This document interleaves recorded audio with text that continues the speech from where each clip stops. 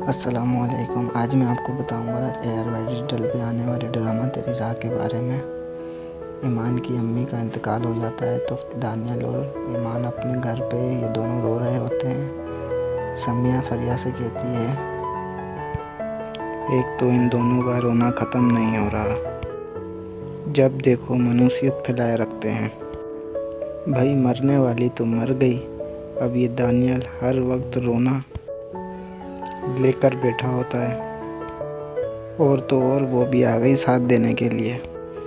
फरिया कहती है, सच में बजाय उसको मशवरा देने के लिए भुलाने का बजाय खुद उसके साथ शुरू हो गई। इस मामले में आप बड़ी खुशनसीब हैं। दानियल की तरह नहीं है फैसल भाई, इन दोनों की तरह नहीं। सबको छोड़ छाड़ के बैठ के आंसू बहाने बैठ जाए अम्मा की याद में। अरे आप किसी तरह से यहाँ ईमान का आना बंद कराएं। अब तो उसकी माँ भी चली गई, अब क्या लेने आती है यहाँ। समिया कहती है, मुझसे क्या पूछ रही हो। ईमान की एंट्री इस घर में कैसे बंद करनी है, इसका हल भी खुद ही सोच लो। आखिर खाला को भी तो तुमने ही ऊपर पहुँचाया है, ये मार्का भी अपने सर ले लो। फरिया कहती है, आपने ये बात इतने वसूल से कैसे कर ली कि यही खाला को मैंने। सब जानते हैं कि खाला सीढ़ियों से गिरी थी। समिया ने जवाब में कहा, सीढ़ियों से गिरकर कोई नहीं मरता। अगर उनको अस्पताल वक्त पर पहुंचाया जाता तो शायद वो बच जाती।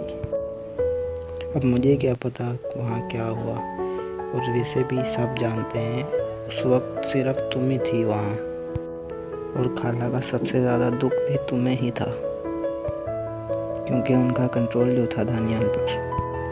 और मैं देखो फैसल मेरी मर्ज़ी के आगे नहीं बोलता, हमेशा मुझे अहमियत देते हैं, तो इसलिए मुझे किसी से फ़र्क नहीं पड़ता। खैर वैसे तुम इतनी फ़िक्र क्यों कर रही हो।